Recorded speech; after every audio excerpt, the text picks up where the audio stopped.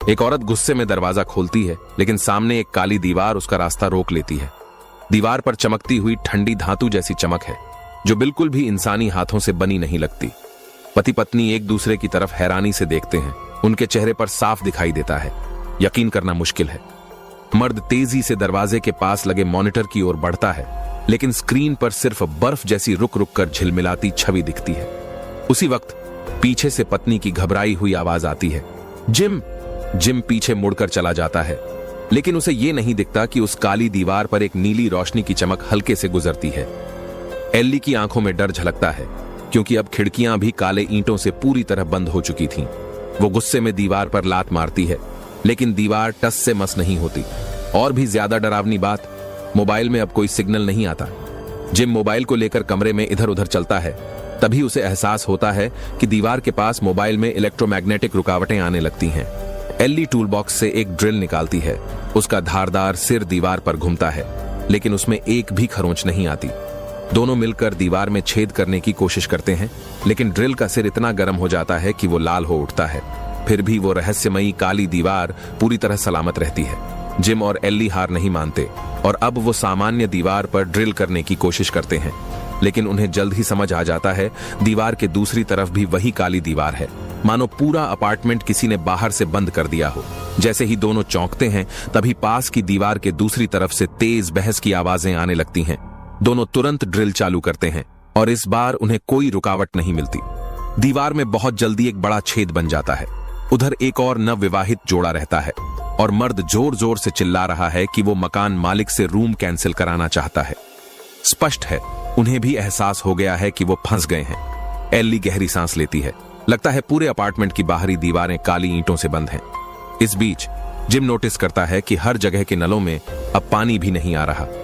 फिर भी वो हार नहीं मानता, बल्कि एक सुझाव देता है कि इसको एक पजल गेम की तरह सुलझाते हैं।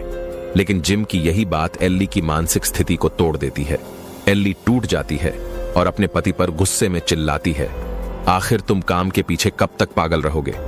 कल एल्ली ने घूमने जाने का प्लान बनाया था, लेकिन जिम ने कह दिया कि उसे कंपनी के लिए गेम डेवलप करना है, इसलिए मना कर दिया। और अब अगली सुबह उठते ही दोनों इस अपार्टमेंट में फंसे हुए थे। जैसे ही माहौल पूरी तरह ठंडा पड़ गया, जिम की नजर अचानक उस काली दीवार पर पड़ी, जहां एक मेटल ब्लॉक चिपका हुआ था।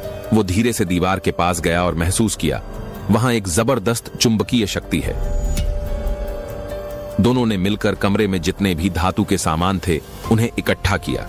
कई बार के प्रयोग के बाद उन्हें यह समझ आया कि दीवार के 4 खास हिस्सों में चुंबकीय शक्ति सबसे ज्यादा है। एल्ली ने सोचा कि शायद इससे और कुछ नए पैटर्न मिलेंगे, लेकिन तभी वो देखती है कि सारे मेटल ऑब्जेक्ट्स जोर से कांपने लगते हैं।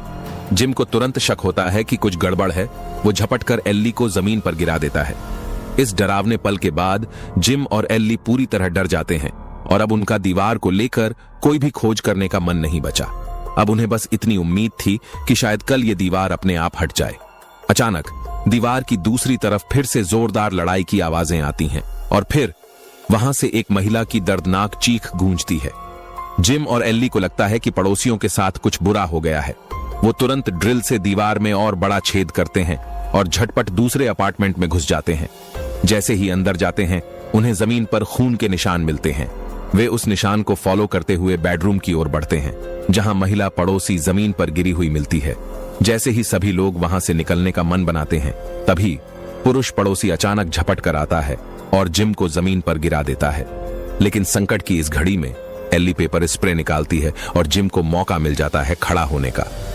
जैसे ही वो बेसबॉल बैट से हमला करने ही वाला था, तभी महिला पड़ोसी अचानक अपने प्रेमी के सामने आ जाती है। जिम और एल्ली दोनों चौंक जाते हैं और थोड़ी देर तक कुछ समझ ही नहीं आता कि हुआ क्या। फिर उन्हें धीरे धीरे पता चलता है कि ये दोनों पड़ोसी असल में अकेले रहने वाले हैं और शायद उन्होंने अभी अभी कुछ नशे की गोलियां ली थीं, जिसके कारण उनका मानसिक संतुलन बिगड़ गया था और तभी ये सब गड़बड़ हुई। जिम कुछ परेशान होकर स्टोर रूम की ओर जाता है, उम्मीद करता है कि वहां से कोई काम का टूल मिल जाए। जैसे ही वो पावर स्विच के पास जाता है, दीवार के पीछे एक अजीब सी तरंगें चमकने लगती हैं। वहीं जिम को एक जंग लगी छोटी सी फायर एक्स मिलती है। वो पूरी ताकत से उस काली दीवार पर वार करता है, लेकिन फिर भी उस पर एक खरोंच तक नहीं आती। तभी एल्ली के दिमाग में एक आइडिया आता है, जब दीवार तोड़ना नामुमकिन है तो क्यों ना नीचे की ओर रास्ता बनाया जाए। जब वो इस अपार्टमेंट में शिफ्ट हो रही थी, तब उसने रिसर्च की थी कि इस पुरानी इमारत के नीचे एक वर्ल्ड वॉर 2 के जमाने का बंकर है और ऐसे बंकर अक्सर मेट्रो स्टेशन से जुड़े होते हैं। यही शायद उनका अकेला रास्ता हो सकता है बाहर निकलने का।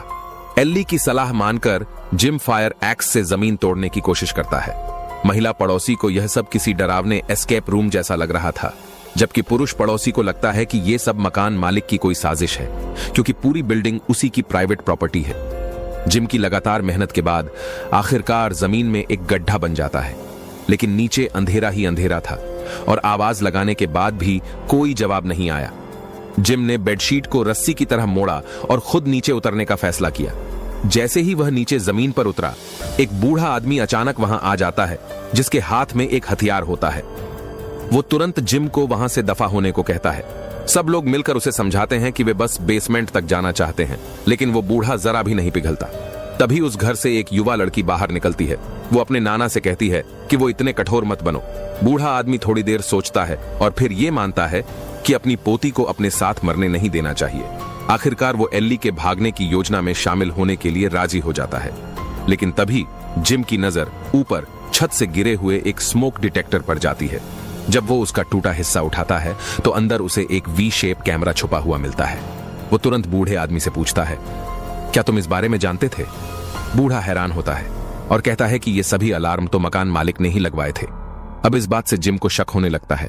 वो रसोई में भागता है, छत से दूसरा स्मोक अलार्म तोड़ता है और वहां भी एक कैमरा छुपा होता है। सब लोग अचानक चौंक जाते हैं। जरूर मकान मालिक किसी पागल रियलिटी शो की नकल कर रहा है। एल्ली को अचानक याद आता है, मकान मालिक तो बगल वाले फ्लैट में ही रहता है, क्यों ना सीधे उसी से जाकर सामना किया जाए। सभी मिलकर दीवार तोड़ते हैं और मकान मालिक के घर में दाखिल होते हैं, लेकिन अंदर चारों तरफ सन्नाटा पसरा होता है। काफी खोजबीन के बाद आखिरकार एक कोने में उन्हें मकान मालिक की लाश मिलती है और हैरानी की बात यह कि उसकी दोनों बाहें गायब होती हैं। जिम उसका मोबाइल उठाता है तो उसमें सिर्फ कुछ ब्लैक वॉल की तस्वीरें ही मिलती हैं। मकान मालिक की रहस्यमयी मौत ने सबको बुरी तरह डरा दिया था। अब तो लोगों को शक होने लगता है कि शायद ये असली दुनिया ही नहीं है। तभी एल्ली को एक अखबार का पन्ना मिलता है जिसमें लिखा है, हैम्बर्ग पोर्ट एरिया में कल भीषण आग लग गई। जिम को अचानक याद आता है, वो कल सड़क पर उस आग को देख चुका है जिसमें इतने धमाके हुए थे कि सेना के हेलीकॉप्टर तक बुला लिए गए थे। सब लोग अभी आपस में बहस ही कर रहे होते हैं कि अचानक जमीन धसक जाती है। चारों लोग नीचे के फ्लैट में गिर जाते हैं। धूल मिट्टी छंटती है तो एक आदमी धीरे धीरे उनके सामने आता है जो खुद को यूरी बताता है। वो कहता है कि वो यहां रहने नहीं आया बल्कि अपने दोस्त जेसन को देखने आया था। जब उसे पता चलता है कि बाकी लोग बंकर के रास्ते भागना चाहते हैं तो यूरी गंभीर होकर एक बिल्कुल अलग नजरिया रखता है। हो सकता है बाहर किसी बायोलॉजिकल डिजास्टर ने हमला कर दिया हो और ये काली दीवार हमें उससे बचाने के लिए हो।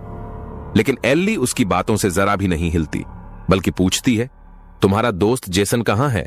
यूरी सबको कमरे में ले जाता है जहां बिस्तर पर जेसन की सांसें थमी हुई थीं। यूरी बताता है, आज सुबह जब जेसन ब्लैक वॉल के पास गया था तभी उसकी मौत हो गई। शायद दिल की धड़कन पर असर पड़ा हो। जिम को याद आता है जब मोबाइल ब्लैक वॉल के पास जाता है तो इलेक्ट्रोमैग्नेटिक इंटरफेरेंस होता है। उसका शक और बढ़ जाता है, लेकिन ये सब भी लोगों की इस इमारत से भागने की इच्छा को रोक नहीं पाता और सब फिर से खुदाई में लग जाते हैं। आखिरकार उन्होंने बेसमेंट की लकड़ी की फर्श तोड़ दी। सभी लोग अंधेरे रास्ते पर आगे बढ़ते गए। ज्यादा दूर नहीं गए थे कि सामने एयर रेड बंकर का भारी दरवाजा नजर आया। हर किसी के चेहरे पर उम्मीद की मुस्कान लौट आई। उन्हें लगा कि अब आजादी बस एक कदम दूर है। लेकिन जैसे ही एल्ली ने दरवाजा तोड़कर उसे खोला, सबकी नजरों के सामने का दृश्य एकदम ठहर गया। कोई समझ नहीं पाया कि यह काली दीवार जमीन के 10 मीटर नीचे तक आखिर आई कैसे। मकान के पड़ोसी लड़के की तो जैसे हिम्मत ही टूट गई। वो पागलों की तरह कुल्हाड़ी उठाकर दीवार पर वार करने लगा। जिम घबराकर दौड़ पड़ा। उसे डर था कि कहीं वह इस एकमात्र औजार को तो न तोड़ दे। अब उस लड़के की आंखों में सिर्फ खालीपन था। वो जैसे ही पलटता है, एकाएक बुजुर्ग व्यक्ति की बंदूक हाथ में आ जाती है। वो सीधे ब्लैक वॉल पर ट्रिगर दबाता है, लेकिन यह क्या, गोलियां दीवार से टकराकर रुक जाती हैं और उसी जगह बेहद तेजी से घूमने लगती हैं। जिम को अचानक याद आता है, पहले भी मेटल चीजें दीवार से टकराकर पलट गई थीं। वो तुरंत चिल्लाता है, सब नीचे झुको, और अगले ही पल गोलियां उसी तेजी से वापस पलटती हैं। बुजुर्ग व्यक्ति थोड़ी देर से झुकता है। कई गोलियां उसके सीने को चीरते हुए निकल जाती हैं। पड़ोसी लड़का जड़ हो जाता है। उसकी बेवकूफी ने एक और साथी की जान ले ली थी। भागने की उम्मीद फिर से टूट जाती है। हर किसी के दिल पर जैसे ब्लैक वॉल का बोझ बैठ गया था। जिम खुद को जबरन शांत करता है। एक प्रोफेशनल गेम डेवलपर के तौर पर उसके मन में आता है कि जैसे गेम्स में हर स्टेज को पार करने के लिए क्लूज इकट्ठा करने होते हैं, उसी तरह शायद यहां भी कोई रास्ता हो। वो सुझाव देता है कि उन्हें वापस मकान मालिक के घर जाकर पुराने रेनोवेशन रिकॉर्ड या सीसीटीवी फुटेज खोजना चाहिए। लेकिन एल्ली और बुजुर्ग की पोती वहीं रुक जाती हैं। वे मृतक जेसन के कमरे में जाती हैं। उन्हें उम्मीद है शायद वहां कुछ और अलग सुराग मिल जाए। वो एक ड्रॉअर से एक विजिटिंग कार्ड निकालती है, जिससे पता चलता है कि जेसन तो एक नैनो डिफेंस टेक्नोलॉजी कंपनी का इंजीनियर था। एल्ली को टेबल के नीचे एक टूटी हुई लैपटॉप और मोबाइल भी मिलते हैं। यूरी जल्दी से समझाता है ये जेसन की निराशा के चलते तोड़े गए होंगे। उधर दूसरी तरफ जिम और बाकी लोग मकान मालिक के घर का एक एक कोना छान मारते हैं। अफसोस, उन्हें कुछ भी सुराग नहीं मिला। जिम को यह बात बेहद खटक रही थी कि मकान मालिक की कटी हुई दोनों बाहें आखिर गई कहां। उसी वक्त उसकी नजर कमरे की बनावट पर गई।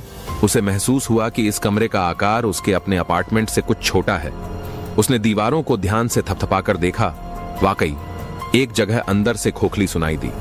अब सवाल यह था कि उस जगह को खोला कैसे जाए। तभी पड़ोसी लड़के को एक दराज में 10 अंकों वाला एक पासवर्ड पैनल मिल गया। संभावनाएं लाखों में थीं। तभी जिम को एक तरकीब सूझी। वह किचन से मैदा, आटा लेकर आया और धीरे धीरे पैनल पर छिड़का। जल्द ही जो बटन पहले सबसे ज्यादा दबाए गए थे, उनकी ऊपरी परत हटने लगी। अब उन्हें सिर्फ 4 अंकों के 24 संयोजनों को आजमाना था। पड़ोसी लड़की लड़खड़ाते हुए नीचे भागी एल्ली को सारी बात बताने। अब जेसन के कमरे में केवल किशोरी लड़की अकेली रह गई थी। वो कोई सुराग सोचने की कोशिश कर ही रही थी कि अचानक उसकी नजर जेसन की गर्दन के स्कार्फ पर पड़ी। कुछ तो गलत था। उसने शक के आधार पर स्कार्फ हटाया। गर्दन पर गहरे नीले निशान थे। वो साफ साफ गला घोंटे जाने के निशान थे। लड़की सन्न रह गई। उसी पल यूरी की परछाई भूत की तरह उसके पीछे प्रकट हुई। इसी बीच मकान मालिक के घर में मौजूद जिम और बाकी लोग कई कोशिशों के बाद आखिरकार उस छुपे हुए कमरे का दरवाजा खोलने में सफल हो गए। उनके सामने एक पूरा कंट्रोल रूम था। दर्जनों मॉनिटर पूरे अपार्टमेंट के हर कमरे की निजी गतिविधियां दिखा रहे थे। अब सबकी शंका पक्की हो चुकी थी। मकान मालिक कोई मनोरोगी था जो सबको एक लाइव शो में बदलना चाहता था। जिम ने तुरंत पिछली रात की सीसीटीवी फुटेज चलाई। वीडियो में साफ दिख रहा था ब्लैक वॉल अचानक एक झटके में प्रकट हुई थी। जब उसने प्लेबैक स्पीड को बेहद धीमा किया तो देखा दीवार असल में काले धुएं से बनी थी।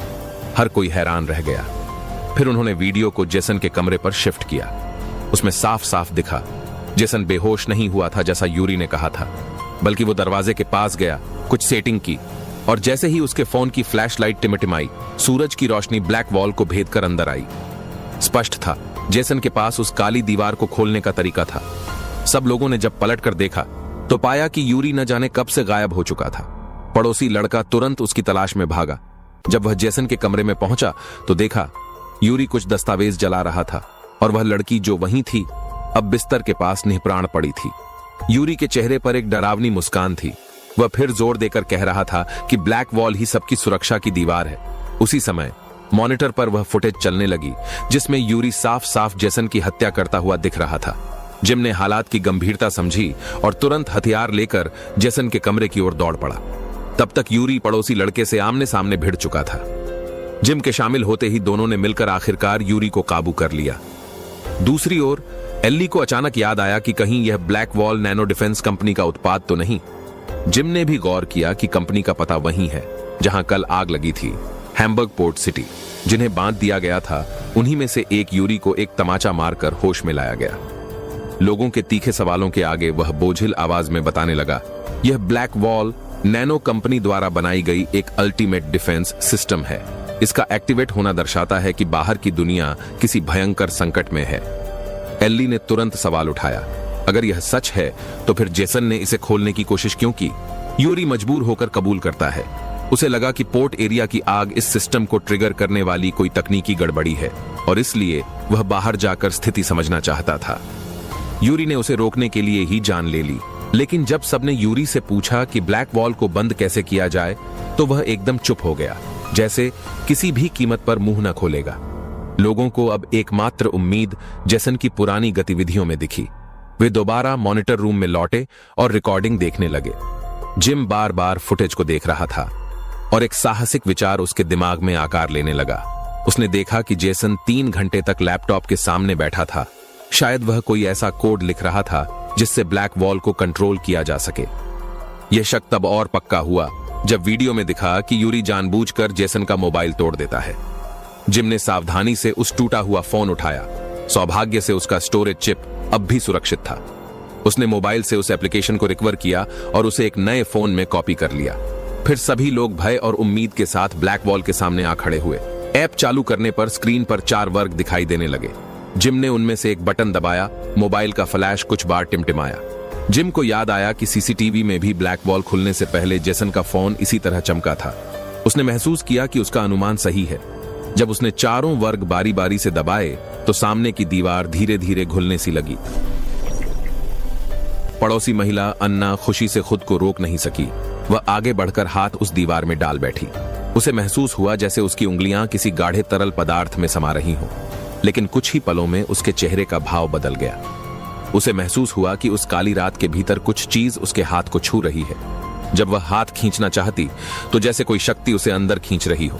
जिम और एली दोनों तुरंत उसे पीछे खींचने लगे। तभी उन्होंने देखा कि ब्लैक वॉल फिर से ठोस हो रही है। सभी ने पूरी ताकत से खींचा, मगर वह दीवार धीरे धीरे ठोस बनती गई और अंततः पड़ोसन का शरीर वहीं बीच से 2 टुकड़ों में बंट गया। उसका प्रेमी घुटनों के बल खून के तालाब में गिर गया और कांपते हाथों से अपनी प्रेमिका के आधे शरीर को सहलाने लगा। वे दोनों तो ब्लैक वॉल के पार जाने के बाद शादी करने वाले थे। अब वे सदा के लिए 2 अलग दुनिया में बंट चुके थे। किसी कोने से यूरी की पागल हंसी गूंजने लगी। पड़ोसी लड़का पूरी तरह पागल हो चुका था। उसने दौड़कर यूरी पर गोलियों की बौछार कर दी। फिर वह एक क्षण के लिए जिम की ओर देखा और खुद को भी बंदूक से उड़ा दिया। देखते ही देखते बचाव दल में अब सिर्फ 2 लोग बचे थे, जिम और एली। उन्होंने अपने आंसुओं को रोकते हुए फिर से चर्चा शुरू की। आखिर गलती कहां हुई थी? अब उन्हें यकीन था कि चारों बटन की कोई विशेष क्रम व्यवस्था थी, क्योंकि हर बटन दबाने पर फ्लैश की संख्या अलग होती थी। एली को याद आया कि मॉनिटर में जेसन का पूरा प्रोसेस रिकॉर्ड हुआ था। अब वे जेसन के फ्लैश की गिनती बार बार देख रहे थे। 11:19 आखिरकार जिम और एली ने सही बटन दबाने की क्रम विन्यास पूरी तरह सुनिश्चित कर ली। जब वे आखिरी कोशिश करने ही वाले थे तो वह यूरी, जो मर चुका होना चाहिए था, अचानक हिलने लगा। वह बिना किसी चेतावनी के उठ खड़ा हुआ और पागलों की तरह जिम पर टूट पड़ा। दोनों को जान बचाने के लिए भागना पड़ा। वे नीचे बंकर तक पहुंच गए। जिम ने शरीर से दरवाजा रोके रखा ताकि यूरी अंदर न घुस सके। एली मोबाइल स्क्रीन पर तेजी से टच करने लगी। चारों वर्गों को ठीक क्रम में दबाते ही ब्लैक वॉल में तेज कंपन होने लगी। काली धुएं जैसी चीजें चारों ओर फैलने लगीं। उनकी तरकीब सफल हो चुकी थी, मगर जिम के चेहरे पर जरा भी खुशी नहीं थी, क्योंकि यूरी दरवाजा तोड़कर अंदर घुस आया था। वह अब जिम पर पूरी तरह हावी होने वाला था कि तभी बिना किसी चेतावनी के वह जमीन पर गिर पड़ा। असल में एली समय रहते वापस आ चुकी थी और उसने यूरी पर वार कर दिया था। इस वक्त तक ब्लैक वॉल पूरी तरह गायब हो चुकी थी। जिम और एली एक दूसरे को सहारा देकर धीरे धीरे बंकर से बाहर निकले। सामने तेज उजाला दिखा तो वे आंखें मिचमिचाते हुए आगे बढ़े, लेकिन सामने का दृश्य उन्हें जड़ बना गया। केवल उनका अपार्टमेंट ही नहीं, पूरी की पूरी शहर की हर इमारत ऐसी ही ब्लैक वॉल से घिरी हुई थी। 12:11 वे एक कार में सवार होकर तेजी से बंदरगाह की ओर बढ़े। रेडियो से एक घोषणा सुनाई दी। नैनो डिफेंस कंपनी की एक भीषण आग से सिस्टम में गड़बड़ी हो गई, जिससे यह गोपनीय सुरक्षा प्रणाली अपने आप सक्रिय हो गई। यह फिल्म कुल मिलाकर काफी रचनात्मक लगी। एक अलग तरह की रूम एस्केप कहानी थी। खासकर मुख्य किरदार द्वारा क्लूज सुलझाने और कोड तोड़ने की प्रक्रिया बहुत दिलचस्प रही। अगर आपको पसंद आए तो जरूर मूल फिल्म देखिए। आज के लिए बस इतना ही। अगली बार फिर मिलेंगे।